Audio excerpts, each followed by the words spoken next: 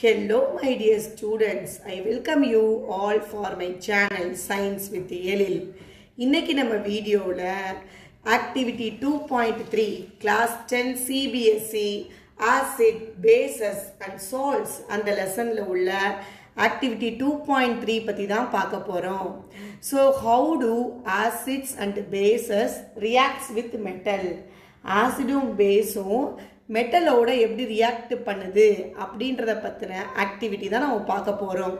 So நமக்கு ஜென்ரலாக தெரிஞ்சிருக்கணும், ஒரு ஆசிட் மெட்டலோட சேரும்போது சால்ட்டையும் ஹைட்ரஜன் கேஸையும் கொடுக்கும் அப்படின்ற ஒரு ஃபார்மெட்டை நம்ம ஞாபகம் வச்சுக்கணும்.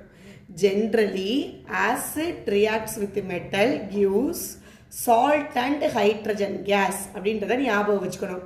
ஸோ இங்கே நமக்கு தெரிஞ்ச ஒரு மெட்டல் இருக்குது, ஜிங்க் மெட்டலு. இதில் நம்ம என்ன ஆசிட் போட்டிருக்கோம்? Hydrochloric acid. என்ன ஆசிட் போட்டிருக்கோம்? Hydrochloric acid. இது ஜிங்க் மெட்டல். இது ஜிங்க் மெட்டலு. இது என்ன acid? Hydrochloric acid. Hydrochloric acid. So என்ன கொடுக்குது? ஜிங்க் குளோரைடை கொடுக்குது. ZnCl2, that is called as zinc chloride. Zinc chloride. So zinc chloride கொடுக்குது. அப்புறம் ஹைட்ரோஜன் கேஸ். ஹைட்ரஜன் கேஸை கொடுக்குது. ஸோ இதுதான் ஒரு எக்ஸாம்பிள். ஆசிடுக்கு ஹைட்ரோக்ளோரிக் ஆசிட், மெட்டலுக்கு ஜிங்க்கு, ரெண்டு பேர் சேரும்போது ஒரு சால்ட் ஃபார்ம் ஆகுது. அதுதான் அந்த ஜிங்க் குளோரைட் சால்ட்டு. தென் ஹைட்ரஜன் கேஸை கொடுக்குது. இந்த ஈக்குவேஷன் பேலன்ஸ்டாக இருக்குதா அப்படின்னா, இங்கே ஜிங்க் ஒன்று இருக்குது, ரியாக்டன்ட் சைடில் ஒன்று இருக்குது, ப்ராடக்ட் சைட்லேயும் ஒன்று. பட் ப்ராடக்ட் சைடில் 2 குளோரின் இருக்கிறதுனால இங்கே நம்ம 2 போட்டு பேலன்ஸ் பண்ணியிருக்கோம். அப்போ ஹைட்ரஜனும் பார்த்தீங்கன்னா ரியாக்டன்ட் சைடில் 2, ப்ராடக்ட் சைட்லேயும் 2. அப்போ ஈக்குவேஷன் எப்படி இருக்குது? பேலன்ஸ்டு. ஸோ இது ஒன் ஆஃப் த எக்ஸாம்பிள். நம்ம புக்கில் என்ன எக்ஸாம்பிள் கொடுத்துருக்காங்க, அந்த ஆக்டிவிட்டியில் என்ன இருக்குது அப்படின்றத பார்ப்போம். நீங்கள் பார்த்தீங்கன்னா தெரியும், இந்த ஆக்டிவிட்டியில் இந்த மாதிரி ஒரு அப்பேரட்டஸ் செட்டப் எடுத்திருக்காங்க. சரிங்களா? இது ஒரு ஸ்டாண்டு. இது ஒரு ஸ்டாண்டு. இந்த ஸ்டாண்டில் டெஸ்ட் டியூபை ஃபிட் பண்ணி வச்சுருக்கோம். இந்த டெஸ்ட் டியூப்பில் என்ன இருக்குன்னா 5 ml sulphuric acid, dilute sulphuric acid இருக்குது 5 ml டெஸ்ட் டியூப்பில். அண்ட் இந்த டெஸ்ட் டியூப்பில் ஜிங்க் கிரானுவல்ஸ் Zn, அதாவது ஜிங்க் கிரானுவல்ஸை உள்ளே போட்டிருக்கோம் மெட்டலாக. இப்போ நான் சொன்னேன், நான் ஹைட்ரோக்ளோரிக் ஆசிட் வச்சு ரியாக்ஷன் சொன்னேன், இவங்க சல்ஃபியூரிக் ஆசிட் எடுத்திருக்காங்க. ஸோ நம்ம ஒரு டெஸ்ட் டியூப் எடுத்திருக்கோம். டெஸ்ட் டியூப் ஸ்டாண்டில் ஃபிட் பண்ணி இந்த டெஸ்ட் டியூப்பில் 5 ml ஆஃப் சல்ஃபியூரிக் ஆசிட், அதுவும் dilute sulphuric acid, dilute H2SO4 எடுத்து ஊற்றி தென் ஜிங்க் கிரானுவல்ஸை இதுக்குள்ளே போட்டிருக்கோம்.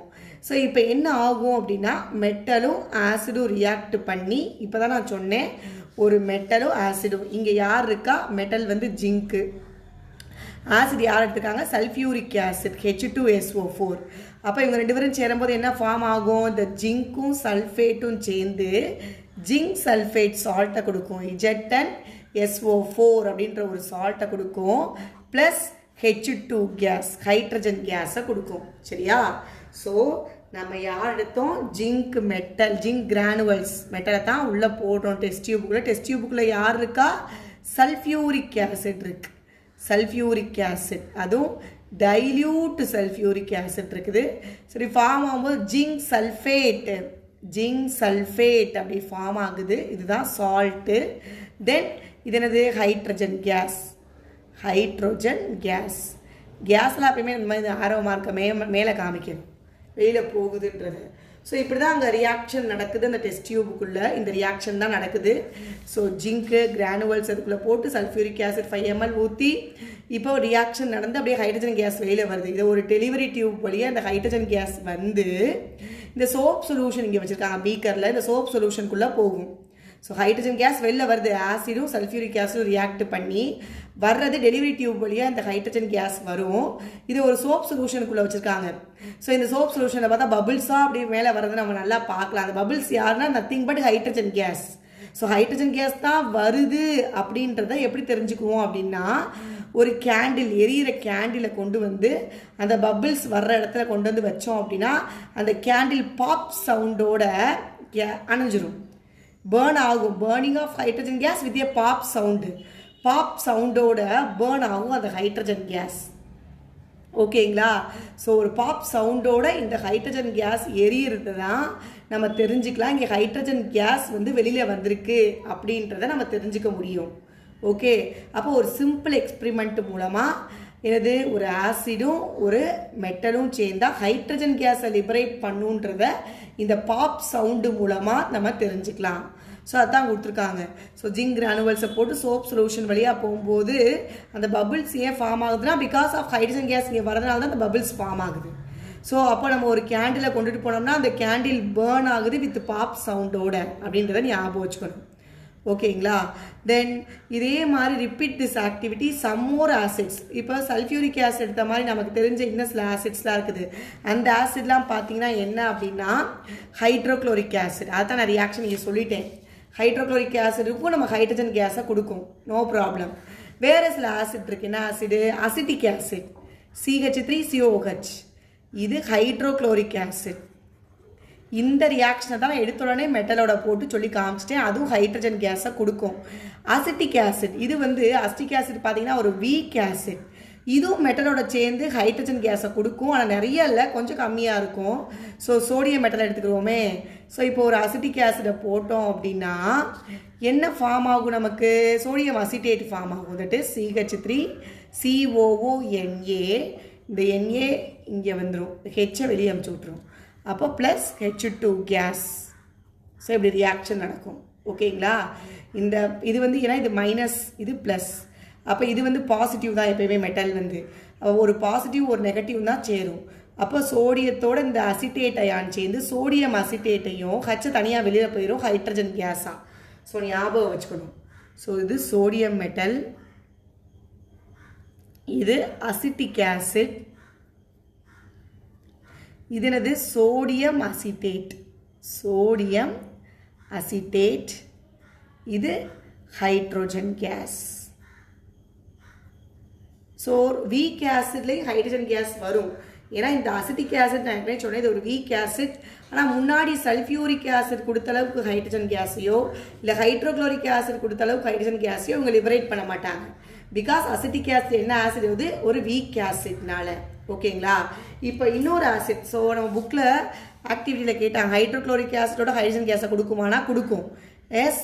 அசிட்டிக் ஆசிடோட கொடுக்குமானா கொடுக்கும். பட் இங்கே இருக்காங்க பார்த்தீங்கன்னா அந்த நைட்ரிக் ஆசிட், இவங்க வந்து ஹைட்ரஜன் கேஸை கொடுக்க மாட்டாங்க. ஏன் கொடுக்க மாட்டாங்கன்னா இந்த நைட்ரிக் ஆசிடோட ஒரு மெட்டல் ரியாக்ட் பண்ணும்போது மெட்டல் நைட்ரிக் ஆசிடோட ரியாக்ட் பண்ணும்போது never donate hydrogen case. Hydrogen கேஸை கொடுக்காது. ஏன் கொடுக்காது அப்படின்னு பார்த்தீங்கன்னா இந்த ஹைட்ரஜன் கேஸ் அப்போ வராதானா வரும். பட் இந்த நைட்ரிக் ஆசிட் வந்து பார்த்தீங்கன்னா ஒரு ஸ்ட்ராங் ஆக்சிடைசிங் ஏஜென்ட். ஸோ மெட்டலும் ஆசிடும் சேர்ந்து ஹைட்ரஜன் கேஸ் வரும்போது ஆக்சிஜன் கொடுக்கறதுனால அந்த ஹைட்ரஜனும் ஆக்சிஜனும் சேர்ந்து H2O வாட்டராக மாறிடுவாங்க. சரிங்களா? ஸோ அதனால் ஹைட்ரஜன் கேஸாக வெளியில் வராது. ஹைட்ரஜன் கேஸை லிபரேட் பண்ணும் இந்த ஆசிடு. ஆனால் உள்ளே இருக்க இது ஸ்ட்ராங் ஆக்சிடைசிங் நேச்சர் இருக்கிறதுனால ஆக்சிஜனை வாங்கி வாட்டராக ஓடி போயிடும். ஸோ அதனால நம்ம H2 கேஸை பார்க்க முடியாது. அது மட்டும் இல்லை, வேறு என்ன மாதிரி ஆக்சைட்ஸ் வரும் அப்படின்னா N2O அந்த மாதிரி ஆக்சைடு, இல்லை NO, இல்லை NO2 இது மாதிரி நைட்ரஜன் ஆக்சைட்ஸ் தான் வெளியில் வரும் ஒழிய H2 கேஸ் வெளியில் வராது. பிகாஸ் இங்கே வர்ற ஹைட்ரஜன் உடனே இந்த ஸ்ட்ராங் ஆக்சிடைசிங் நேச்சர் இருக்கிறதுனால ஹைட்ரஜன் ஆக்சிஜனோட சேர்ந்து வாட்டர் மாலிகுலாக போயிடும் ஒழிய ஹைட்ரஜன் கேஸாக வெளியில் வராது when reacting with nitric acid. Okay, அது மாதிரி இது மாதிரி ஆக்சைட்ஸ் ஃபார்ம் ஆகும், nitrogen oxides N2O, NO, NO2 அப்படின்ற மாதிரி. For example if you take copper பார்த்தீங்கன்னா 2 ரியாக்ஷன் இருக்குது.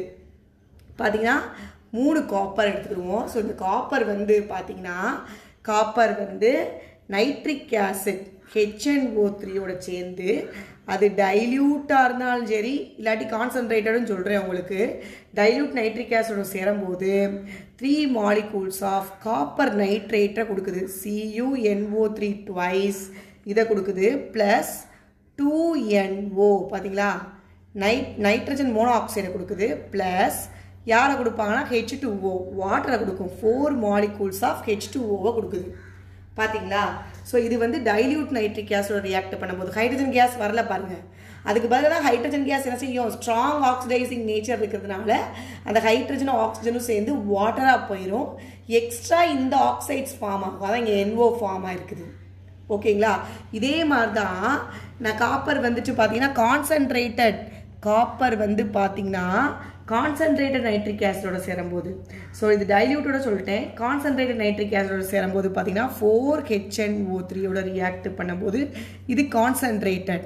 ஸோ அப்பையும் பார்த்தீங்கன்னா ஹைட்ரஜன் கேஸை கொடுக்காது. CuNO3 twice ப்ளஸ் 2NO2 பார்த்தீங்கன்னா நைட்ரஜன் டை ஆக்சைடை கொடுக்குது ப்ளஸ் 2H2O வாட்டரை தான் கொடுக்குது. யாரை கொடுக்கல, ஹைட்ரஜன் கேஸை கொடுக்கல. ஸோ இந்த நைட்ரிக் ஆசிட் மட்டும் என்ன பண்ணாதான், ஹைட்ரஜன் கேஸை மெட்டலோட சேர்ந்து ரியாக்ட் பண்ணாது, மாறா மெட்டலோட சேர்ந்து வாட்டர் மாலிகுலை ஃபார்ம் பண்ணிடுது, நைட்ரஜன் ஆக்சைட்ஸை கொடுக்குது. சரிங்களா. ஸோ இதை நம்ம தெரிஞ்சு வச்சுக்கணும். ஸோ ஜென்ரலாக என்ன சொல்கிறாங்க அப்படின்னா, ஒரு ஆசிட் மெட்டலோட சேரும்போது ஹைட்ரஜன் கேஸை கொடுக்கும். அப்போ ஜிங்க் எடுத்துக்கிட்டோம் ஒரு மெட்டலைனா, ஹைட்ரோக்ளோரிக் ஆசிடோட சேரும்போது ஹைட்ரஜன் கேஸை கொடுக்குது, சால்ட்டு ஃபார்ம் ஆயிடுச்சு. அது சல்ஃபியூரிக் ஆசிடோட சேர்ந்தாலும் ஜிங்க் சல்ஃபேட்ன்ற ஒரு சால்ட்டையும் ஹைட்ரஜன் கேஸையும் கொடுக்குது. இது hydrochloric acid, sulphuric acid, even weak ஆசிட்னால அசிட்டிக் ஆசிட் கூட ஹைட்ரஜன் கேஸை லிபரேட் பண்ணும்.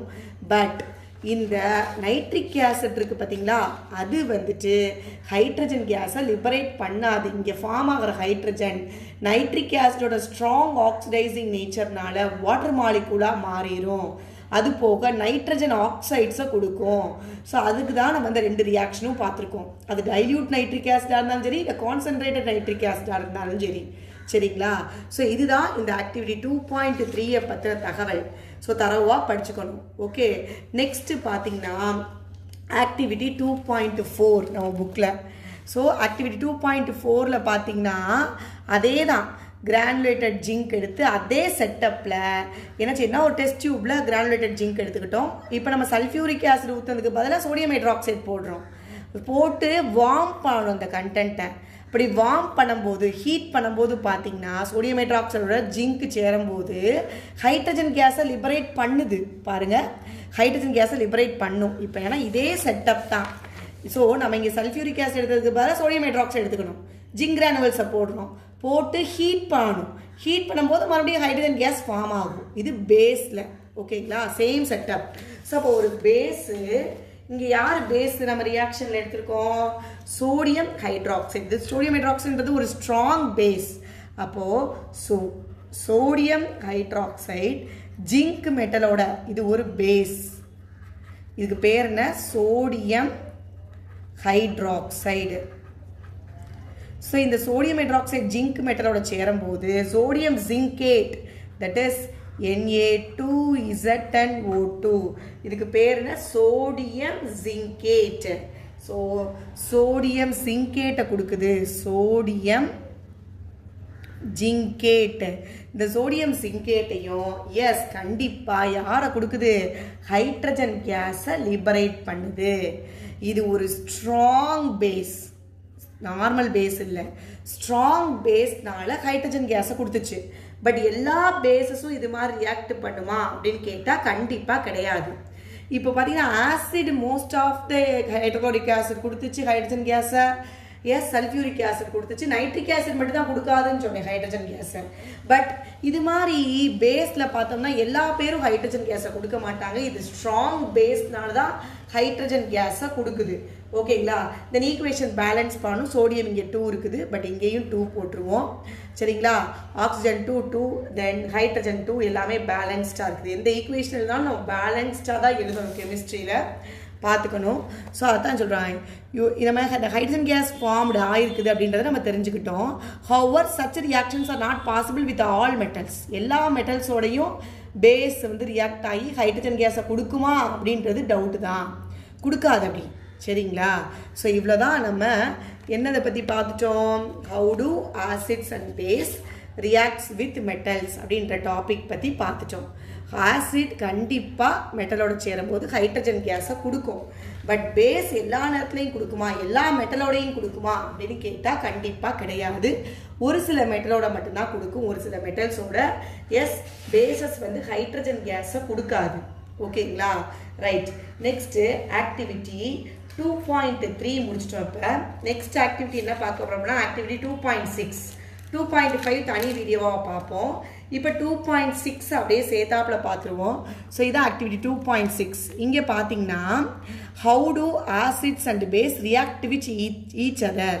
ஒரு ஆசிடும் பேஸும் சேர்ந்து என்ன கொடுக்கும்? Salt plus water. ஞாபகம் வச்சுக்கணும். இது சோடியம் ஹைட்ராக்சைடு வந்து ஒரு பேஸ், இது ஹைட்ரோக்ளோரிக் ஆசிட் ஒரு ஆசிட், ரெண்டு பேரும் சேர்ந்தால் சால்ட்டையும் வாட்டரையும் கொடுக்குமா. சரிங்களா? இப்போ பாருங்களேன், 2 ml of sodium hydroxide solution எடுத்துக்கணுமா ஒரு டெஸ்ட் டியூப்பில். அண்ட் இதில் 2 drops ஆஃப் ஃபினாப்தலின் ஆட் பண்ணணுமா. ஃபினாப்தலின் வந்து பார்த்தீங்கன்னா இண்டிகேட்டர் இல்லை. ஸோ அப்போ இண்டிகேட்டர் வந்துட்டு பேசிக் மீடியத்தில் வந்து பிங்க் கலரை கொடுக்கும். ஸோ இப்போ கலர் என்னது? அப்போ பிங்க் கலரை கொடுக்கும், பிங்க் கலரை கொடுக்குது. ஓகேங்களா? அப்போ இப்போ நம்ம இந்த பிங்க் கலர் சொல்யூஷனில் hydrochloric acid, dilute hydrochloric acid add பண்ணிகிட்டே வருவோமே, அப்போ என்ன ஆகும்? பிங்க் கலர் வந்து மறைய ஆரம்பிக்கும். நம்ம ஆசிட் ஆட் பண்ண அப்படி பார்த்தீங்கன்னா பிங்க் கலர் ஒரு ஸ்டேஜில் மறைஞ்சே போயிடும். சரிங்களா? ஸோ ஆசிடை ஆட் பண்ணதுக்கப்புறம் அந்த பிங்க் கலர் வந்துட்டு மறைஞ்சு கலர்லெஸ்ஸாக மாறிடும். ஏன்னா பேசிக் கண்டிஷனில் தான் பிங்க் கலர் கொடுக்கும். ஆசிடை ஆட் பண்ணும்போது அங்கே நியூட்ரலைசேஷன் நடக்கும்.